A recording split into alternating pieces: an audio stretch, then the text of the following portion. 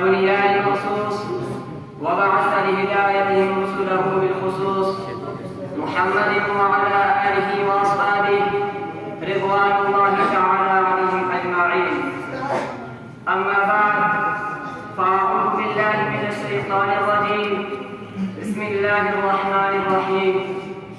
واعتصموا بحبل الله جميعا ولا تفرقوا.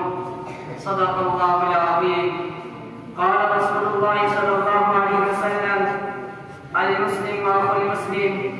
وقال في مقام آخر: المسلمون كجسد واحد، أو كما قال عليه السلام. نفرت کی بات ہے نہ عداوت کی بات ہے، نفرت کی بات ہے نہ عداوت کی بات ہے، میری زبان پہ صرف محبت کی بات ہے۔ شہدائان اسلام اور عزیز دوستو، میں آپ جیسے عظیم المرتبت اشخاص کے روبرو اتحاد اور یکجہتی کے عنوان پر لب کشائی کرنے کی ہمت کر رہا ہوں۔ یہ سب آپ عطا و کرم فرمائی اور محبت کا نتیجہ ہے، ورنہ کہاں میں اور کہاں یہ کہتے گل۔ آج مسلمانوں کے اندر نفرت و عداوتوں کی خلیج اور آپسی تنازعے کی ایک جوہرت بیماری ہر مسلمان کے رگ رگ و ریشہ میں سما چکی ہے۔ ہمارے اندر اختلافات، تنازعات اور تشادرات نے جنم لے لیا ہے، جس کی بنا پر مسلمان ذلت و رسوائی کی دلدل میں پھنسا ہوا ہے۔ مسلمانوں کی مختلف جماعتوں اور تنظیموں میں آپس میں اتحاد و اتفاق باقی نہیں۔ کوئی اپنے آپ کو سنی کہتا ہے، کوئی اپنے آپ کو بریلوی کہتا ہے، کوئی اپنے آپ کو دیوبندی کہتا ہے، کوئی اپنے آپ کو مودودی کہتا ہے۔ مسلمانوں کی مختلف جماعتوں نے آپسی اتحاد و اتفاق کو باقی نہیں رکھا۔ ایسا کیوں ہو رہا ہے؟ اس کی وجہ کیا ہے؟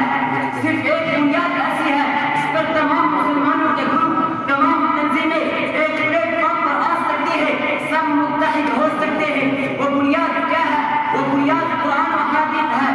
قرآن پر شیعہ، سنی، بریلوی، مودودی تمام تنظیمیں ایمان رکھتی ہے۔ قرآن کی فریاد و ندا سننے کے لیے تمام جماعتیں اور تمام تنظیمیں ایک پلیٹ فارم پر متحد ہو سکتی ہے۔ برادران ملت، نفرت و تنازعات کی خلیج کو دور کیا جا سکتا ہے، عداوت و تشادد کی دیوار کو منہدم کیا جا سکتا ہے۔ شرط یہ ہے کہ ہم قرآن کی فریاد کو سننے والے ہوں، ہم مسلمان ہیں، قرآن پر ہمارا ایمان ہے، احکام پر بھی ایمان ہے، رہبر ہمارا قرآن ہے، ہادی القربہ فرمان ہے، اس پر سب کچھ قربان ہے۔ تو آئیے قرآن کا فرمان سنیے، رسول کا فرمان سنیے اور اپنی زندگیوں سے نفرت و عداوتوں کی دیوار کو گرا ڈالیں۔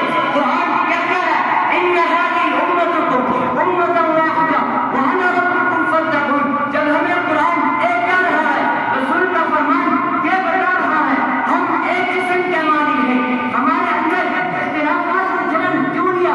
ہمارے اندر عداوت و تنازعات پیدا کیوں ہوئی؟ اس کی وجہ کیا